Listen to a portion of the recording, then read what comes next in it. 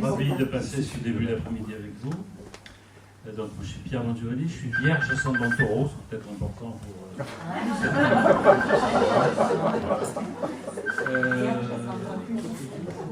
Ça me prédispose à un certain nombre de conversations sur plusieurs sujets, entre autres sujets sur la littérature. On va y revenir.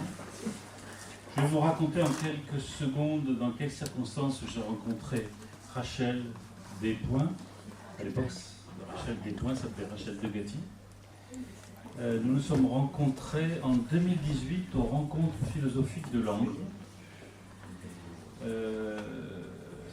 pour un débat que j'avais organisé. Nous étions plus nombreux à la tribune que dans la salle, ce qui nous a durci le cuir et qui nous prépare petit à petit, qui nous entraîne à des audiences plus considérables comme aujourd'hui et bientôt au Stade de France. Je plaisanterai autant pour dire que nous plaçons la légèreté, l'élégance et l'humour au cœur de notre relation. Donc on se rencontre en 2018 et puis on s'oublie et puis on se re-rencontre à l'occasion d'échanges de textes. En l'occurrence, j'envoie des textes à Rachel en lui demandant « Qu'en pensez-vous » Et par miracle, elle me répond ce qu'elle en pense. Et depuis, nous avons des échanges réguliers. Je lis les textes de Rachel, elle lit mes textes. Et il a été dit dans la matinée que nous étions amis. Nous sommes amis, mais c'est une amitié qui a un caractère un peu particulier, au sens que, je vais le dire avec mes mots à moi, mais la question du pouvoir, de la domination, de la séduction et de l'ego entre nous deux ne se pose pas. C'est-à-dire que nous nous parlons en sincérité. Autant dire qu'un certain nombre de mes textes ont été passés au laminoir et réciproquement. Donc on se fait confiance absolument pour travailler, écrire et essayer de penser cette époque et la littérature un peu sous le regard l'un de l'autre. C'est dans ces conditions-là que nous nous sommes rencontrés et que la question de la littérature dans cette époque-ci, dans ce moment de l'histoire particulier, nous intéresse grandement. Par exemple, une des questions sur lesquelles on débat presque tous les jours, c'est qu'en est-il de la responsabilité d'un lecteur quand il ouvre un ouvrage? On parle de l'auteur, mais le lecteur, c'est quoi sa responsabilité? Comment il s'engage dans la lecture d'un ouvrage? Comment il est prêt, comment elle est prête à se laisser déstabiliser, ennoblir par le texte qui s'offre à elle. Alors on y reviendra tout à l'heure si vous voulez bien. Le sujet d'aujourd'hui, c'est le premier roman d'une trilogie. Cette trilogie s'appelle Le débâtissement du monde. Et je demanderai à Rachel tout de suite après de nous dire de quel monde elle parle et que veut dire ce mot un peu étrange de débâtissement. Et Une part d'ombre est le premier tome de cette trilogie. Et ce premier tome concerne une période qui va de 1980 à 1990. Non, 1989. Voilà, la première décennie après 80. Autant dire que l'histoire qui va réunir une douzaine de personnages dans Une part d'ombre, dont deux personnages principaux, une jeune fille qui a 16 ans et la rencontre amoureuse qu'elle a avec avec un garçon plus âgé, de 10 ans. Et on va assister tout au long de ce premier tome à un renversement de perspective. Une jeune fille qui va d'une situation de fragilité à une situation où elle se redresse, avec un jeune homme qui se présente en majesté et qui termine en ruine. Le deuxième tome, qui est déjà en cours d'écriture, concerne la décennie suivante. Et le troisième tome, qui est déjà en cours d'écriture, ira jusqu'à 2030. Rachel, est-ce que tu veux bien nous parler de l'idée qu'il y a derrière cette trilogie? Comment c'est devenu? Comment tout ça s'est constitué pour toi? Donc, bonjour, et puis d'abord merci beaucoup d'être là avec nous aujourd'hui.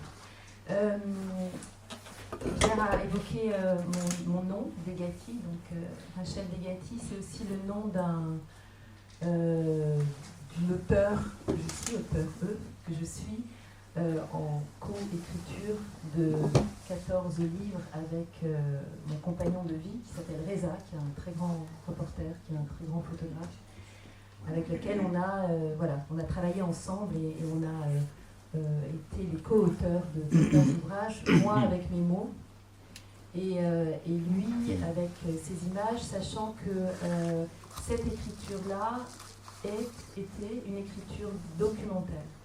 Une écriture documentaire, ça veut pas dire qu'elle renonçait à la poésie, ça ne veut pas dire qu'on peut documenter le monde en mots avec des justes mots, avec une plume, et c'est ce que j'ai essayé de faire, donc de mettre ma plume au service d'événements qui ont fait résonner le monde pendant les 30 dernières années. Mais je viens du monde de la littérature, j'ai été formée comme ça, je viens du monde des lettres. Et la question de l'écriture a toujours fait partie de ma vie, avant même, voilà, tout le temps, constamment, à partir du moment où j'ai tenu un crayon et puis un stylo, ça a fait partie de mon souffle. J'ai écrit des nouvelles très jeune, et puis après, pendant 30 ans, j'ai écrit de manière documentaire. Soudainement, une nuit de 2016, j'ai été réveillée comme un somnambule, je ne suis pas du tout habituée à être somnambule, et de manière très étrange, j'ai saisi mon ordinateur et j'ai écrit un texte. On a parlé, j'ai entendu un certain nombre d'auteurs dire très justement comment quelque chose les attirait vers l'écriture. C'était un mot pour l'une, c'était un silence pour l'autre, ou un fait historique, ou une encyclopédie que Pascal, je crois, avait trouvée dans un vide-grenier. Moi, c'est ce texte qui m'a réveillée à la fiction, qui m'a appelée à nouveau à la littérature et à la fiction.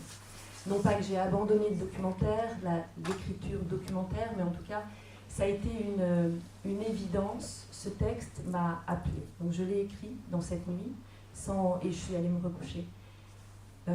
3 semaines après, je partais pendant 5 semaines, une première fois, en écriture, dans ce que j'ai appelé mon pays d'écriture. Qu'est-ce que c'était que mon pays d'écriture? C'était un pays connu de personne, si ce n'est de moi, où personne ne pouvait me joindre, et personne ne m'a joint, et personne n'a tenté d'aller dans ce voyage-là et dans ce pays, ni même en pensée. Et où je me suis octroyé le silence et la solitude de commencer à écrire une part d'ombre avec cet axe qui était ce texte qui m'a réveillée, une nuit d'avril 2016. Et pendant quelques temps, les 5 premières semaines, j'ai su que ce livre s'appellerait Une part d'ombre. Quand je suis rentrée à Paris, je savais que ça serait une trilogie. Pourquoi ? Parce que j'avais besoin, en fait mes personnages devaient prendre toutes leurs mesures, mes personnages principaux, puis qui deviendront parfois secondaires plus tard, et d'autres émergent. Ils avaient besoin de se développer, de grandir, de vieillir dans une époque qui va donc de 1980, alors je reprécise, premier tome 1980-1989, effondrement du mur. Deuxième tome 1990-2008, crise financière majeure qui a chamboulé le monde, avec avant, en 2001, les Twin Towers, enfin l'attentat. Et 2009 jusqu'à 2025-2030. Donc j'ai su très vite que ça serait donc une trilogie, et j'écris le deuxième tome maintenant. Le débâtissement. Le débâtissement du monde, c'est donc le nom de cette trilogie. Dans le débâtissement du monde, il y a 2 mots importants, je dirais presque 3. Il y a le monde tel que de 1980 à nos jours, à 2025, 2030, ce monde qui est en train, dont les principes sont bouleversés, dont les valeurs, peut-être, certaines valeurs, ça ne veut pas dire qu'elles ne vont pas être remplacées par d'autres, mais pour l'heure, elles sont bouleversées, elles sont secouées. Donc il y a ce monde-là. Il y a aussi le mot débâtissement et bâtir. Dans le mot débâtissement, il y a aussi le mot, on entend aussi bâtir. Je crois que l'œuvre de l'écriture, de la littérature, quand elle entrelace les personnages, l'histoire, la réalité, elle permet d'aller du côté de la vie, en tout cas du vivant. Et peut-être que c'est une œuvre de réparation. Peut-être que l'écriture, dans le débâtissement du monde, en tout cas, cette écriture, la littérature, pour moi, participe à rebâtir un monde. Voilà, je crois que... En ce qui me concerne, en tant que lecteur, j'ai lu Une part d'ombre 6 fois. Je pense que ce n'est pas terminé. Et d'ailleurs, en ce moment, j'ai demandé à Rachel d'enregistrer le livre et on en fait une publication sonore. Pourquoi ? Vous comprendrez tout à l'heure en entendant Rachel lire un extrait de son ouvrage. Je l'ai lu 6 fois et j'ai lu 6 fois en me posant toujours la même question, en tout cas à partir de la deuxième fois, mais comment se fait-il que je n'avais pas vu ça ? Et comment se fait-il à la troisième fois que je n'avais pas vu ça, etc., etc. Ça s'explique par le fait que le lecteur, quand il ouvre un ouvrage, mais c'est la même chose pour le visiteur d'une exposition. C'est quoi un lecteur ? C'est quelqu'un qui tout d'un coup a un livre, c'est-à-dire il a devant lui quelqu'un qui essaye de lui dire quelque chose. Les questions qui se posent pour le lecteur, c'est est-ce que je comprends ce qu'on me dit ? Est-ce que j'adhère à ce que je comprends ? Est-ce que ce que je comprends va m'aider à entrer en conversation avec d'autres ? Et avec moi-même, et avec la nature qui m'entoure. Être lecteur, ça engage mon temps, ma disponibilité, mon intelligence, ma capacité de conversation avec les autres. Et ça c'est une question que je vais poser à Rachel. En fait, dans cet ouvrage-là, il y a plusieurs modes d'écriture. Moi, j'en ai perçu un certain nombre, j'en ai perçu au moins 4, mais est-ce que tu pourrais développer quels sont ces différents modes d'écriture ? Alors, dans Une part d'ombre, en tout cas, il y a d'abord le récit qui est écrit par la narratrice, qui raconte l'histoire des personnages. J'invite aussi beaucoup l'épistolaire. L'épistolaire, c'est à travers des échanges de lettres, voire des lettres jamais envoyées, des lettres écrites mais jamais envoyées. Parfois on écrit des lettres, on a envie de les envoyer, puis on ne les envoie pas et elles participent à remplir un coffre magique, secret. Donc il y a l'épistolaire qui est invité. Il y a le journal intime aussi, c'est-à-dire qu'à certains moments, certains passages de l'ouvrage, c'est le journal intime d'Alba, qui est donc Alba, cette jeune fille qui a 16 ans au début du livre. Et donc c'est son journal intime. Et aussi, c'est une jeune fille qui a un rapport aux auteurs, à ses lectures, qui est assez intense. C'est une jeune fille qui est assez solitaire.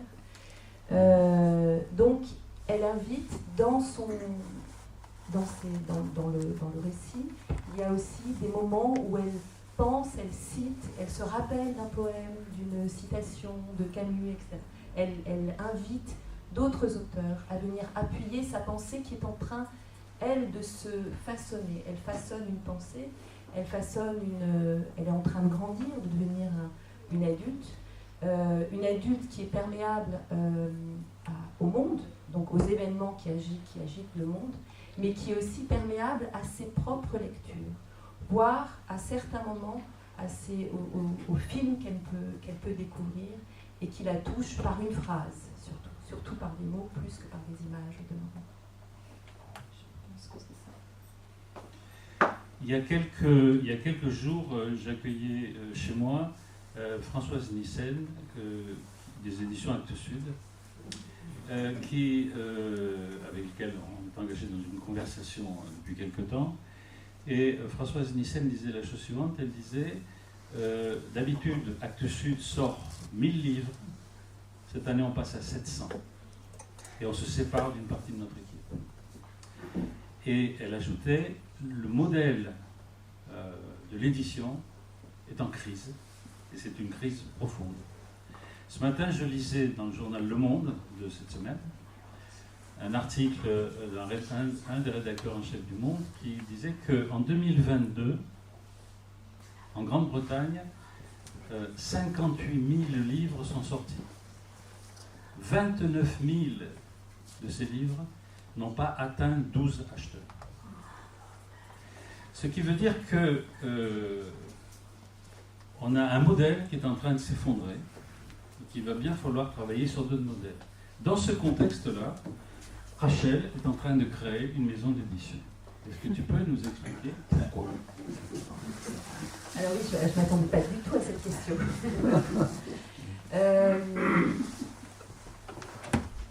Pourquoi une maison d'édition? Alors, j'ai plusieurs vies. Donc, une de mes vies, et on a fondé un atelier avec une agence, avec Reza, mon compagnon de vie, depuis 30 et quelques années. Et dans cet atelier, j'aime bien le mot atelier, c'est une agence, mais j'aime l'esprit d'atelier, dans le sens de... Un atelier, c'est là où c'est comme une ruche. Même si on est deux à certains moments, on peut être plusieurs. Mais une ruche, c'est une ruche où on travaille, il y a quelque chose de l'ordre de l'artisanat. J'aime aussi ça, c'est pour ça que j'aime pas le mot agence, même si c'est une agence. Dans cet atelier, nous avons plusieurs univers. Il y a un univers exposition, où on organise des expositions partout dans le monde, en France et partout, de photographie. Il y a un univers de documentaire, on travaille avec Arte et d'autres. Et il y a bien sûr un univers patrimonial sur la notion de l'histoire que l'on laisse aux futures générations, l'histoire documentée. Donc nous sommes des passeurs d'histoire, et il y a un pôle ou un univers édition. On a travaillé avec différents auteurs, souvent en réponse à des invitations d'éditeurs, mais on a aussi édité 2 ouvrages nous-mêmes. Mais souvent c'était des maisons d'édition qui venaient vers nous, Gallimard, Houellebecq, Glénat, Michel Lafon, enfin voilà, j'en passe. Et nous avons travaillé avec des auteurs comme Yacine Lacadra, sur un livre sur l'Algérie, comme Jean-Claude Carrière, sur un livre sur le poète persan Hathor, avec la conférence des oiseaux, ou Atik Raimi, ancien Goncourt, qui a travaillé avec nous sur un livre sur l'Afghanistan. Soit. J'ai le sentiment, je rejoins tout à fait ce qui s'est dit ce matin lors de la conférence passionnante, où il était noté, j'ai senti ça, déjà j'ai perçu ça, ce virage terrible du livre au produit. C'était mentionné ce matin et c'était extrêmement juste. Certes, il y a une réalité économique, mais ce que moi j'ai pu constater depuis une trentaine d'années de collaboration avec des éditeurs et des maisons d'édition, c'est comme une machine, il y a une frénésie de publication. On publie toujours encore plus. Finalement, non pas que les auteurs qui sont publiés ne doivent pas être publiés, simplement les éditeurs, les maisons d'édition ont finalement mise sur un certain nombre d'auteurs qui vont accompagner, mettre au devant de la scène, et ne vont pas forcément accompagner, ils ne peuvent pas accompagner tous leurs auteurs. L'idée de ma maison d'édition, qui va s'appeler les éditions Sama, c'est de publier 1 à 2 ouvrages par an, que ce soit un recueil de textes, un recueil de nouvelles, un roman graphique, un livre-objet en 100 exemplaires, parce que je crois, j'ai un respect immense pour le livre en tant que tel, et que publier un livre, là encore, c'est faire trace. Dans un monde où beaucoup de choses est virtuel. Publier un ouvrage, c'est se dire que le papier, ce qu'on y met, ça va rester pour après, pour la postérité. Non pas qu'il va forcément connaître un succès phénoménal, je dis simplement que c'est une trace que l'on laisse. Cette trace que l'on laisse, on doit lui donner toutes ces lettres de noblesse. Donc, ma maison d'édition, très modeste, va publier 1 à 2 ouvrages en accompagnant chaque auteur et surtout en mettant au cœur de ça la part fondamentale des lecteurs et de ceux qui vont rencontrer l'ouvrage, que ce soit un livre-objet en 100 exemplaires, un roman ou un recueil de nouvelles ou de poésie, parce que je pense que les lecteurs ont leur responsabilité dans le fait de porter les livres aussi. Ils les ont aimés, alors il faut qu'ils le disent, il faut qu'ils le portent, il faut qu'ils les lisent, il faut qu'ils en parlent. Mais ça, peut-être tu peux... Sur ma relation avec Rachel, je ne vous ai pas tout dit. En fait, nous travaillons ensemble également pour créer des grandes expositions. Nous avons créé ensemble une exposition à Paris qui s'appelait Le Rire des Amants, qui est un passage d'un poème d'un poète afghan qui s'appelait, il a été assassiné par des intégristes un peu plus tard, Saïd Baoudine Majrou. Et Le Rire des Amants, c'est le rire que choisissent d'adopter 2 jeunes amants qui sont condamnés au supplice de la lapidation et qui, jusqu'à la fin de leur supplice, rient à la barbe, si on peut dire, des mots-là. Et nous avons créé cette exposition ensemble et on travaille ensemble sur la conception et la scénographie. Cette année, on a créé ensemble une grande exposition sur le thème de la conversation et nous préparons une prochaine exposition, ça va vous rappeler des choses, qui va s'appeler « Écrire, s'écrire, dire ». Et où on va explorer différentes modalités de rapport à l'écriture. Par exemple, nous sommes en train de travailler avec des groupes que nous sommes en train de constituer. Par exemple, un groupe avec de jeunes philosophes francophones, des gens qui ont moins de 30 ans, avec lesquels on va réfléchir sur comment écrire la philosophie aujourd'hui, quand on a moins de 30 ans, comment on envisage le monde futur. On a un groupe de travail avec des jeunes femmes, avec lesquelles on va travailler sur le thème de la nuance, thème qu'a proposé Rachel. Comment, dans un monde une telle sauvagerie, entretenir par l'écriture et par la conversation un rapport au monde nuancé, etc., etc.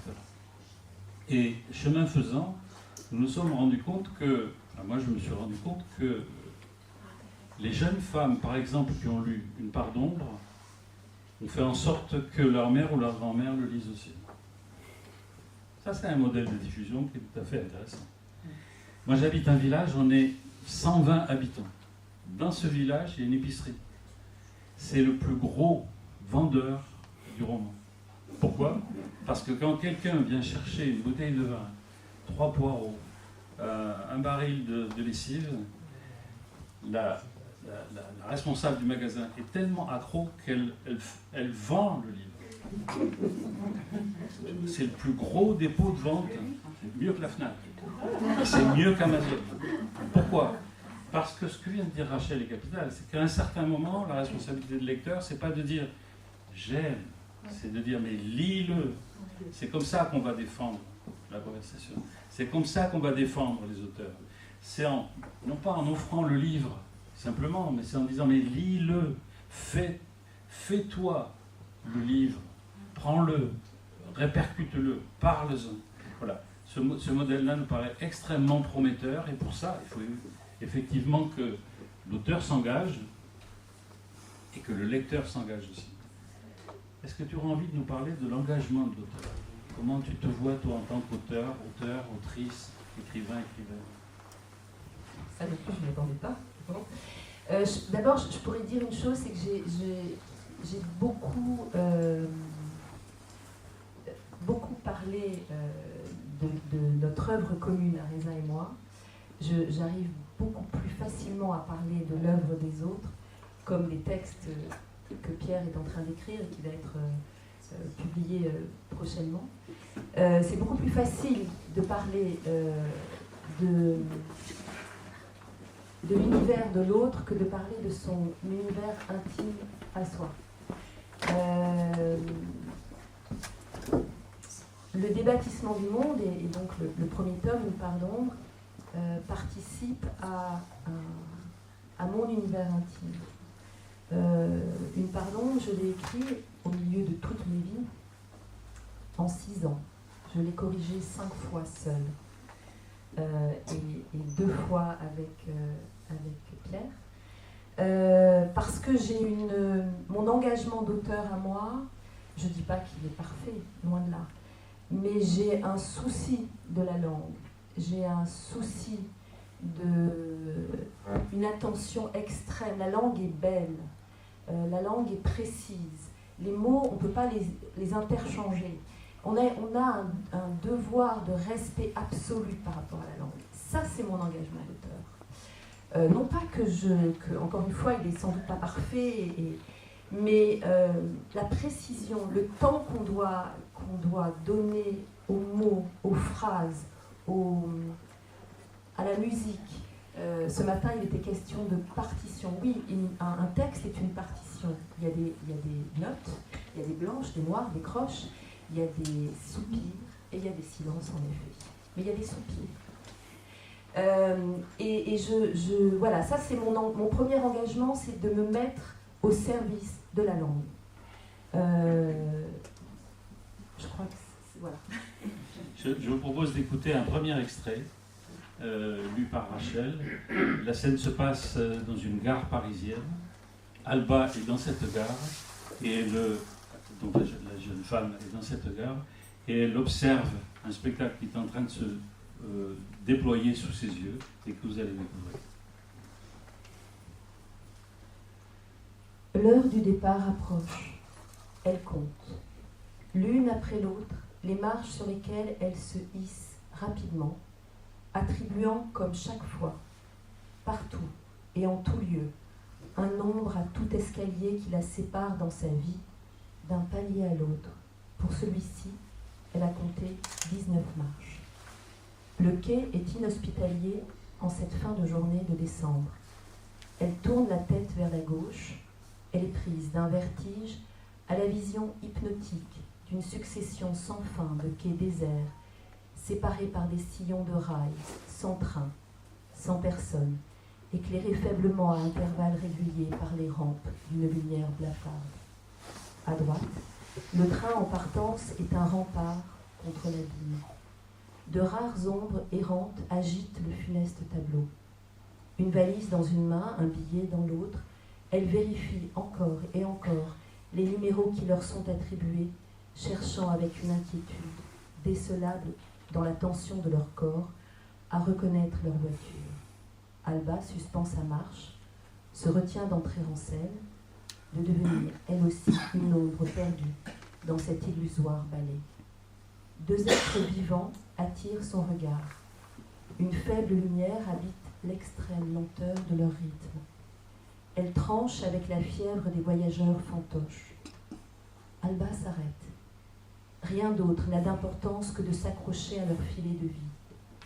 Un vieil homme élégant, en manteau de laine vert foncé, les mains gantées de cuir, avance doucement, un pas après l'autre, sa cadence en parfaite harmonie avec l'hésitation de celle qui s'accroche à son bras.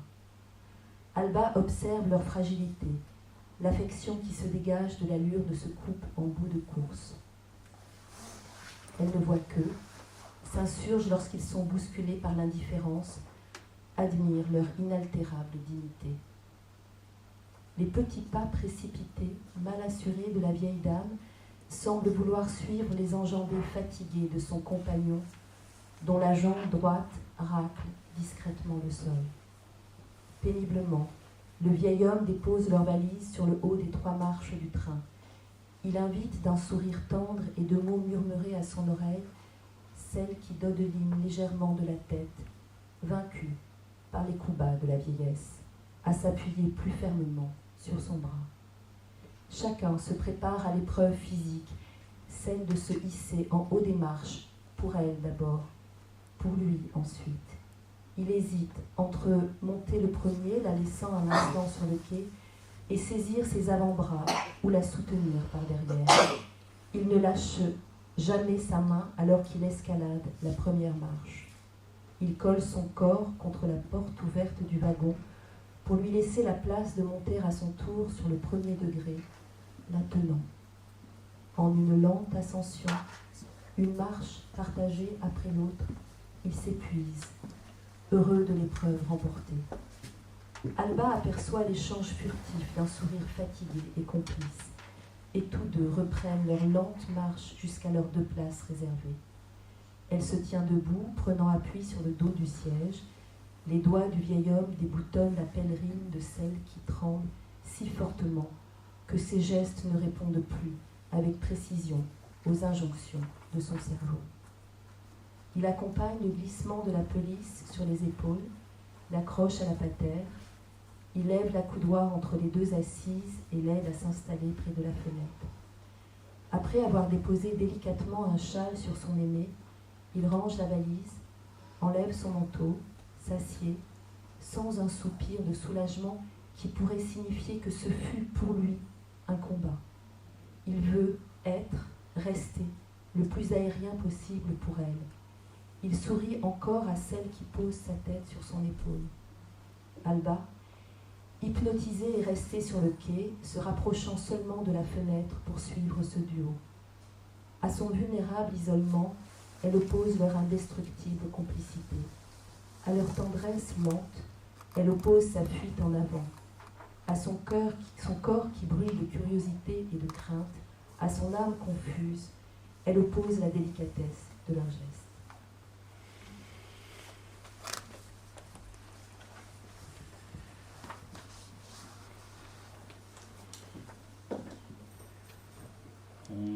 Vous êtes d'accord pour qu'on écoute un deuxième texte? Oui. Oui.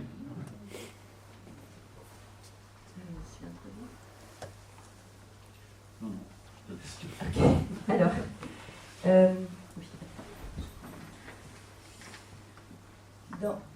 dans Une part l'ombre, comme je le disais, Alba, c'est une jeune fille qui comme quand on est adolescent finalement, elle est beaucoup dans l'introspection, mais quand on est adolescent, on est juste réceptif au bruit du monde aussi. Et Alba comprend, c'est comme si elle ouvrait des fenêtres sur des auteurs, des fenêtres sur des événements passés du monde ou des événements présents. Là, elle se trouve à Paris, elle est chez elle, enfin, elle est à la fenêtre de sa chambre. Il fait très chaud et elle ferme les yeux et dans un premier temps, c'est tout un voyage sensoriel et plutôt olfactif. Donc à travers ses voisins, les odeurs qui émanent des fenêtres ouvertes sur l'été de ses voisins, d'abord elle voyage par les odeurs.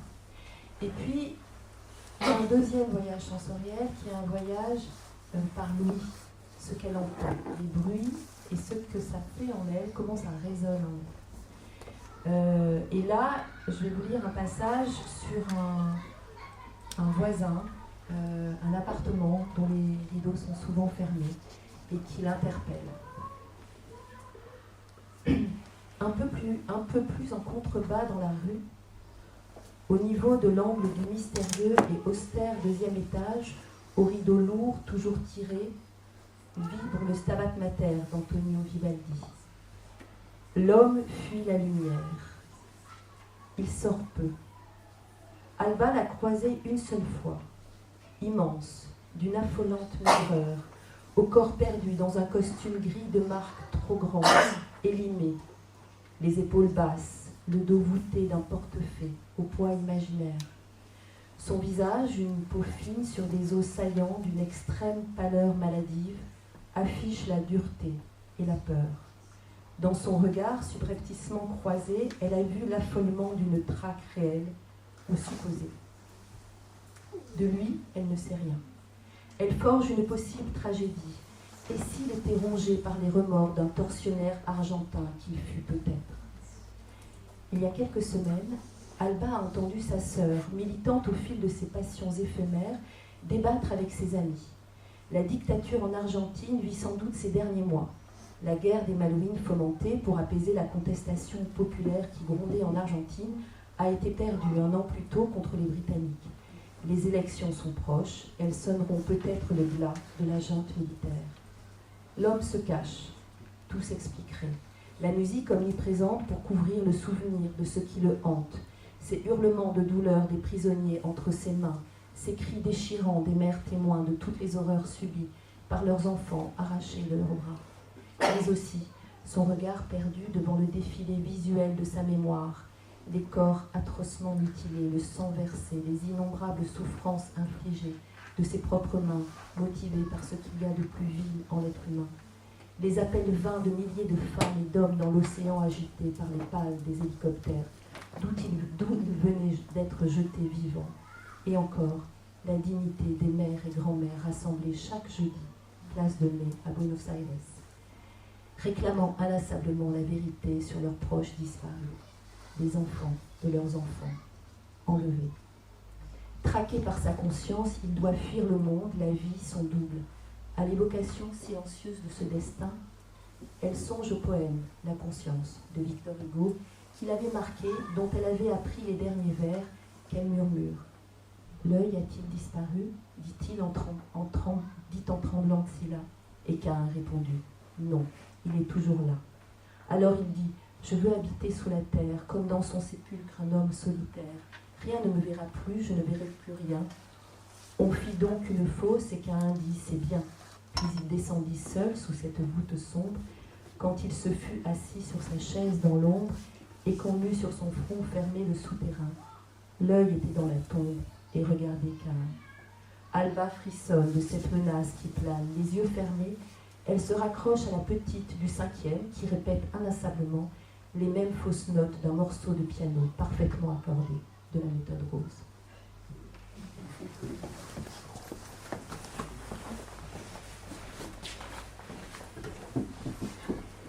Voilà, on a fait un parcours avec Rachel. Est-ce que vous auriez des questions à lui poser, ou à me poser, ou à nous poser? Alléluia. Merci la Providence, merci. Est-ce que vous voudriez dire quelques mots? Oui. Moi, je parle assez fort, qui ai lu les livres. Est-ce que vous avez parlé, Rachel a parlé de Alba, mais est-ce qu'on peut aussi parler de l'autre personnage, donc, qui est plus âgé, mais je trouve que c'est important. Un livre de cette nature-là, vous pouvez imaginer qu'il y a différents niveaux de densité. Il y a des scènes extrêmement rudes, qu'on ne vous lira pas ici, entre Alba et notamment Alex, des comportements de cet homme, ce garçon, cet homme, qui, au fur et à mesure qu'il humilie cette jeune femme, se détruit en même temps qu'il l'humilie. Donc ça, on va pas le faire, je crois que ce serait pas bien. Qu'est-ce que tu en penses ? Je voudrais dire, par rapport à Alex, un jour quelqu'un m'a posé la question, est-ce que ce livre est un livre sur l'emprise ? Oui et non. Je pense que les êtres sont plus... C'est autant de nuances de gris. C'est-à-dire qu'il y a, dans toute relation et dans chacun de nous, on a des parts de lumière et des parts d'ombre. Alex, qui est en effet qui a 10 ans de plus qu'Alba dans cet ouvrage, ne fait pas qu'humilier Alba. Il est aussi dans une quête lui-même. Et dans cet ouvrage-là, il n'y a pas de condamnation. Enfin, il n'y a pas le méchant, pour schématiser. Il n'y a pas le méchant d'un côté qui serait l'homme, machin, et la jeune fille super qui serait serait... Non, c'est pas ça. Parce que la vie n'est pas comme ça. Parce que des relations, puis il y a le monde autour d'eux, quoi qu'il en soit. Alex a aussi sa part d'humanité. Il a son passé. Il a une épaisseur. C'est un immense lecteur. C'est aussi quelqu'un qui apporte énormément à Alma. Et une part de lui ne lui apporte pas. Et il faut qu'elle sache à un moment donné s'émanciper de cette part qui la détruit elle. Mais une autre part d'Alex la construit. Et ça, je pense que c'est important de mettre ces nuances-là. Donc non, ça n'est pas un livre sur l'emprise à proprement parler. C'est pas de cet ordre-là. Et puis... je trouve que ces sujets sont extrêmement importants, ceux qui sont dans l'air du temps, et voilà, sont très importants, mais c'est pas... est-ce que c'est de la littérature? Est-ce que ces sujets-là, tels qu'ils sont traités, constituent de la littérature ou du récit autobiographique? Ça, c'est un autre débat. Moi, je ne suis pas dans ce récit de faits d'une époque qui est important, sur lequel il est important de mettre des mots, et je trouve que c'est très bien. C'est pas mon travail c'est pas mon œuvre en tout cas. Voilà. Tout à fait. Une autre remarque, question, un dernier peut-être, une dernière lecture, ça vous va? Peut-être le Hamam. Ah oui. C'est trop long.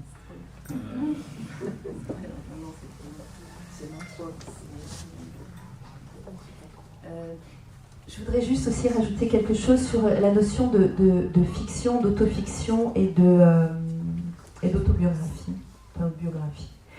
Là aussi, quelqu'un m'a posé cette question. Est-ce que c'est de la fiction? Est-ce que c'est de l'autofiction? Est-ce que c'est de l'autobiographie?